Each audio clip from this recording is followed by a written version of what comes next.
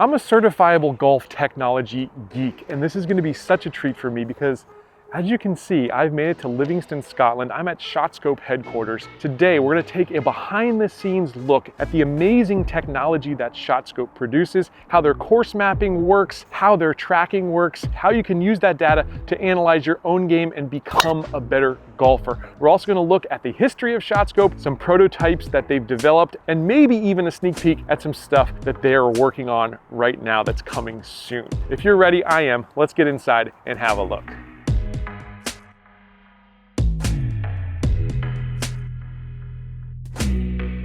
My first stop at ShotScope was this cool room they have set up displaying all the current ShotScope offerings. For a golf geek like me, this is like walking into Disney World. One thing that strikes me about ShotScope is they have really thought out the full product line. You have budget offerings, mid-tier, and premium offerings in both watches and rangefinder lines. There's also a ton of customizability throughout their product line, and you can get as colorful and as wild as you like. I had a great chat with Gavin Deere, ShotScope's commercial director, who gave me a little history on their product development. We are traditionally a performance tracking, a shot tracking company. So that was born out in watches. And then from that background, we moved out into normal GPS watches. So we have a couple in our range, the G4 and the G5, which are affordable, simple to use watches. In addition to watches, ShotScope has begun rolling out some really innovative rangefinders as well. I asked Gavin what his favorite was. The one that would be the baby aspect would be the ProLex Plus. And the reason for that is we were down in England, we were playing golf. We'd actually just had the Pro L2 and I'm like, man, I'd love to know the distances to the front of the green here. Right.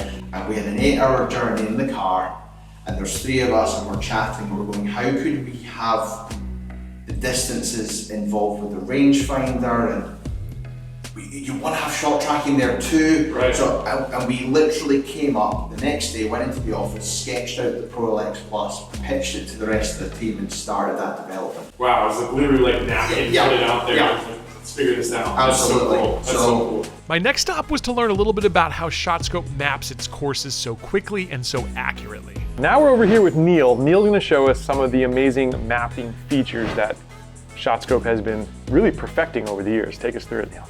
Yeah, so this is our course mapping database, and this is something we've been building since the company started. We thought it was the best move for us to have our own course mapping database, to have full control over it. Right, because a lot of companies just like source into like existing third parties, right? Yeah, that's exactly it. So why we built our own one, it means we have greater control over it. We can make really quick changes, so best user experience possible when it comes to course mapping. Fantastic. So yeah, this is the platform itself. So if I go to all courses, this is where every course that we have mapped sits. So we have over 36,000 courses mapped globally around the world. How long does it take to like map a course? So once you get pretty good at it, like I am, you can do an 18-hole course in about 35 or 40 minutes. Wow. A lot of folks always ask me like in the comments like, hey, I belong to a very small club. Is it going to be in there? And you guys can actually take requests and do it. Yeah, exactly. I mean, we've got really good coverage now, pretty much everywhere around the world. But if there's a course missing or a new course, or even just a change in a course, so a new bunker or a green position, we can make those changes within 48 hours. That's fantastic. Yeah, because we're doing some renovations over at Carrollwood. They filled in some bunkers and things like that. It's always getting updated, these golf courses. Yeah. Well, take us through it. I mean, this is fascinating to me. Yeah, so if you can think of a course, any course, one of your favorites. Yeah, well, let's go, let's do something here in Scotland since we're in Scotland, right? Well, we're going to be playing the Carnoustie Championship course. Let's go there first. Yeah, so we can just search through here, like any course name, and it'll give you them listed. So there's a few Carnousties in the US and Canada. Oh, really? Yeah. Oh, that's cool. But and there's 3 courses at Carnoustie. You got Budden, Burnside, and then the championship course. Yeah, so we'll have a look at the championship course. So when you're mapping a course, do you start with like the GPS satellite data, or where's this process begin? Yeah, so how it works is we use the imagery from Google, so they give you really good overhead imagery. And how it works is we map all the features of a hole.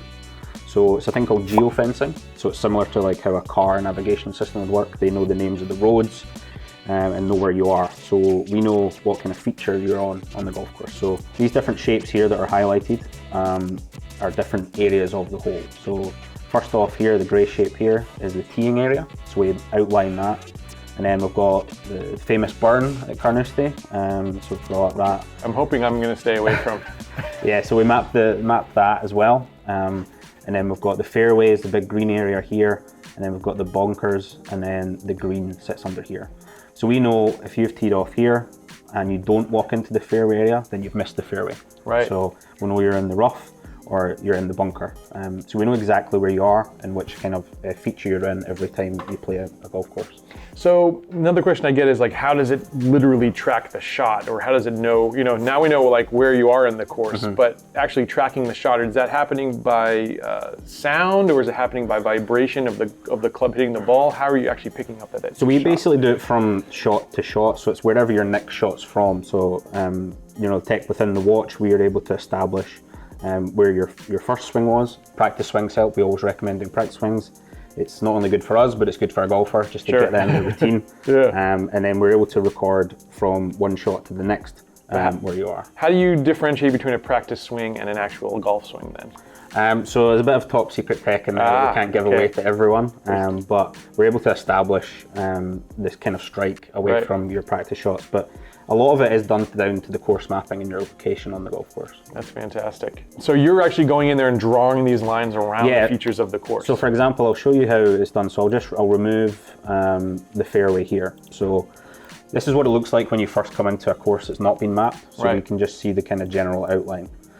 So if I'm going to map a golf course or map a feature, we start doing these points. So these are the points that kind of outline the boundary of a certain area from one to the next. So if I just map all these features, it really helps when it's on a links course as well, and there's a very precision cut kind of definition between one from the next. Yeah, that's nice to have.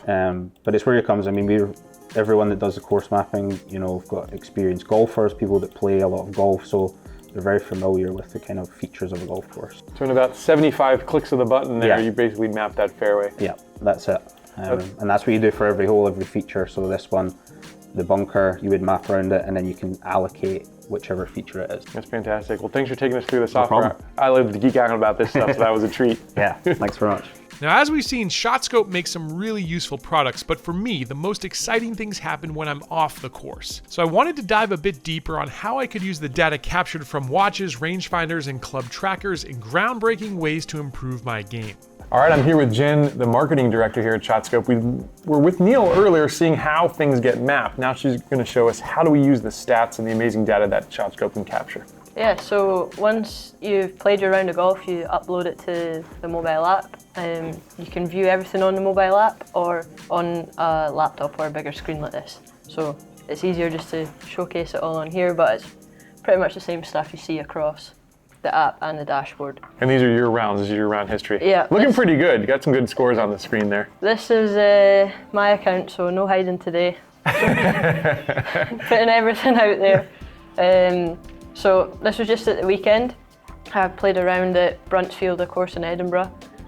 So you get a little map overview, you can click into each individual hole, you can see exactly where I went, breakdown on the right hand side, what club you used, how far it went, and a little strokes gain value for each shot as well. That's if I cool. scroll down, actually, if we go in the full round overview, at the bottom here you get strokes gain for that full round. So we break it down to the 4 different game areas: tee shots, approaches, short game and putting. You can see I had a bad day on the greens. Effectively lost nearly 4 shots putting against the scratch benchmark. If I go versus a tour player, it's probably going to make for worse reading, 4.5. But my short game was quite good that day. Yeah. And it's just a quick indication of what you've done well and where you can improve. All right, it's a great thing to take back and decide, okay, I'm gonna hit the putting green and practice for an hour this week, every 3 days or whatever. You know where those little inconsistencies are in your game. This particular round data, right? Yeah. So can you actually see the entire your round history for the whole year and how you're stacking up? Yeah, so this is just individual rounds, but if I go into performance, so it opens up on club's page, you can view like the full year. So at ShotScope we do an average called performance average. So it removes like the top and bottom percentages of The your shots. outliers. Yeah. Right. So a lot of people ask that question actually, like what if I top a shot, or what if I shank Yeah. one? Is that going to screw up my average? Yeah, so the performance average just gives you a number if you were to hit a well-struck shot. Takes out all those anomalies of hitting a cart path or a tree Or punching out Yeah. from a certain situation, so there's nothing you have to worry about there. It's going to Yeah. average your best shots. We also do the true average, which includes every shot, so you can see there's a slight difference between them.